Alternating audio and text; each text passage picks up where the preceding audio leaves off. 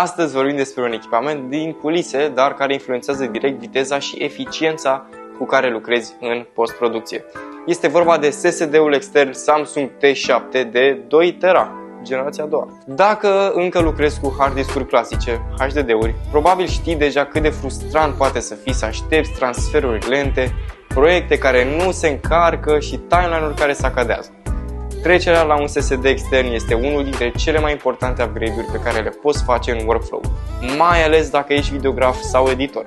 Acest SSD de la Samsung oferă viteze de transfer de până la 1050 de MB pe secundă, ceea ce înseamnă că poți edita direct de pe el fișiere 4K sau RAW. În comparație cu un HDD clasic, unde viteza rar trece de 120 și 150 de MB pe secundă, aici diferența este uriașă.